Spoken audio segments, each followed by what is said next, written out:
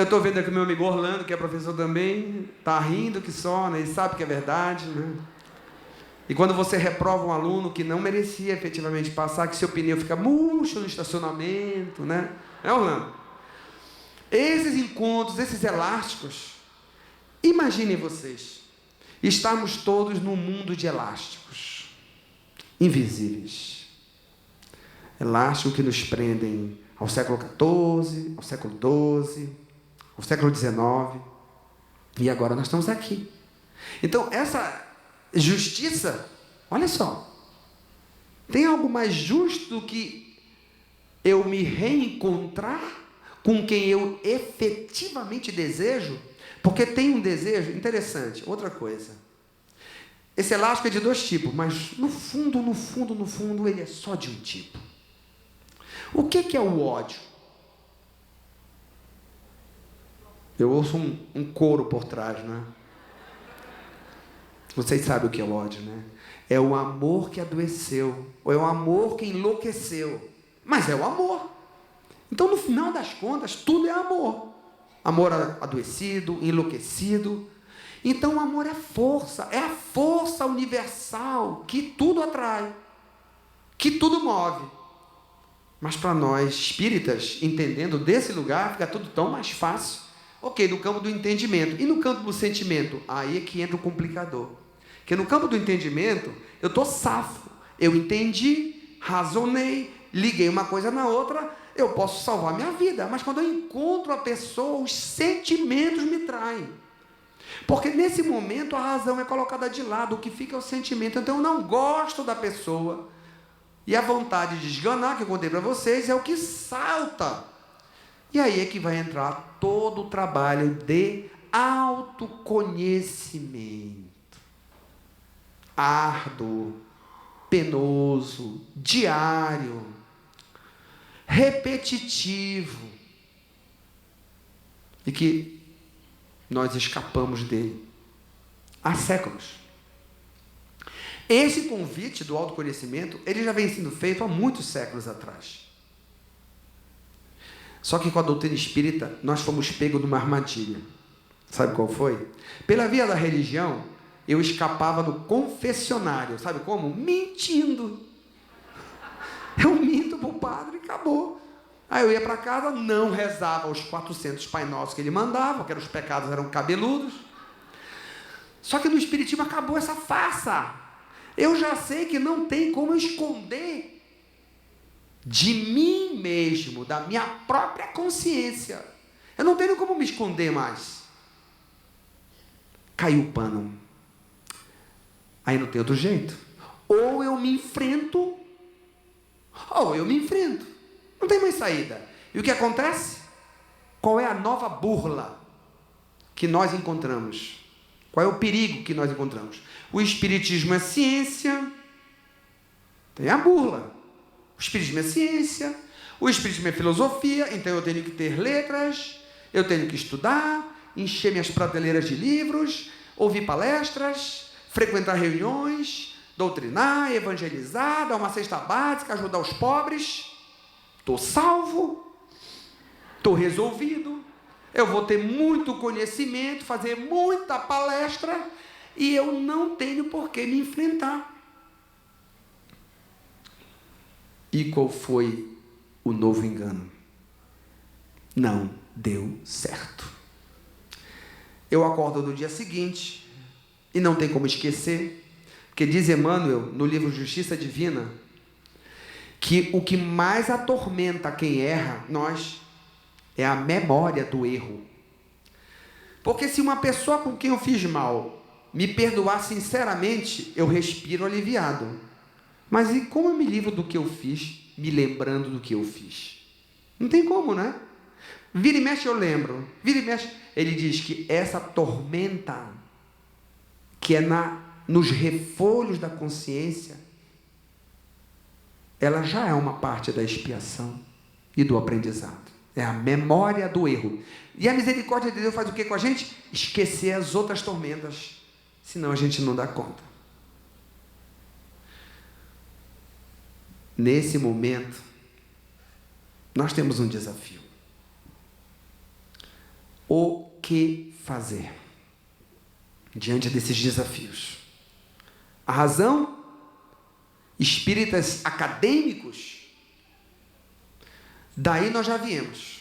Nós já frequentamos muitos monastérios e bibliotecas e não nos dirigimos a Jesus. Deixamos Jesus fora. Agora, queridos e queridas irmãos e irmãs, estamos numa encruzilhada. É como diz Marco Prisco, momento de decisão. Que espírita, que cidadão, que instituição quero eu fazer funcionar? Diante desta dor, eu vou traduzir assim, o mundo está em dor, há sofrimento, aflição. Mas o que Jesus disse dos aflitos? Bem-aventurados os aflitos, bem-aventurados têm fome e sede de justiça. Quem são esses que têm fome e sede de justiça? Pois aqueles transviados do passado, nós, e que agora estamos tendo a oportunidade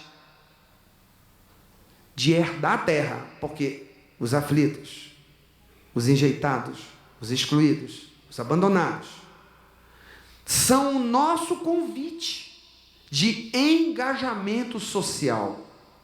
Nós temos uma responsabilidade nos tempos contemporâneos, uma responsabilidade com o planeta, com a sociedade.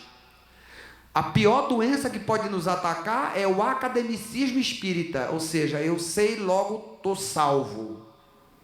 Isso não vai funcionar, porque o saber, o conhecimento, ele fica aqui, ele não passa da boca, é discurso, ele não desce para o sentimento e não vaza pelas mãos, transformando o mundo em que nós estamos. Então, se as leis, os direitos, as exclusões, os abandonos, a violência não passar diante de nós, não como indiferença, não como analistas, muitos espíritas são ótimos analistas, interpretam muito bem, mas lá na casa do caminho, aqueles primeiros discípulos perseguidos, pobres, analfabetos, que se reuniram ali, abriram com seus parcos recursos uma instituição que não tinha placa, porque não importava, não era o templo.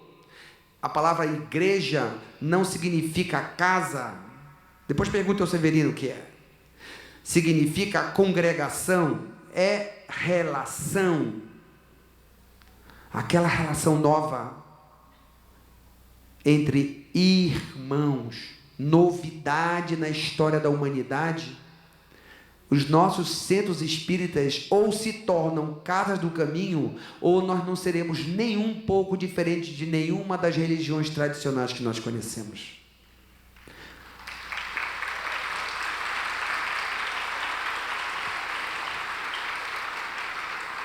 Se nós continuarmos abrindo a porta dos fundos do centro no final de semana para os excluídos, os centros espíritas estão se desviando da sua missão. Se só os letrados tiverem acesso às nossas reuniões, nós estamos nos esquecendo de que Jesus nos recomendou que quando fizeres um pequenino, a mista, de que pequeno ele estava falando? Claro que não só dos pobres, mas dos pobres em todos os sentidos, mas também dos pobres, dos doentes, dos abandonados do SUS, dos abandonados do Estado, dos abandonados do mercado de trabalho, dos abandonados das outras religiões, dos abandonados de si mesmo.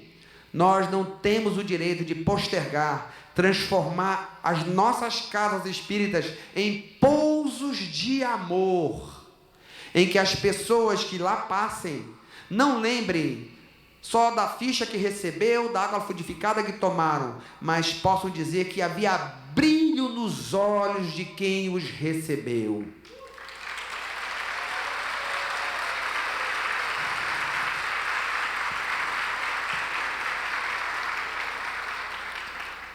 Que o toque das mãos foi um toque cheio de calor, foi um abraço de irmãos. Isso é a natureza da casa espírita. Essa é a natureza da casa espírita. É um pouso de amor. Conhecimento? Precisamos. Instrução, precisamos. Mas só o amor é indispensável, porque o conhecimento sem o amor, ele gera agressividade, superioridade, ele gera arrogância. A fé sem o conhecimento é fanática, mas a doutrina, bela e completa, nos convida, como Jesus, de braços abertos, a integrar o coração, a razão, para que o ser espiritual, desperto, possa fazer no mundo a diferença que o mundo necessita. Que Jesus nos abençoe. Muito obrigado.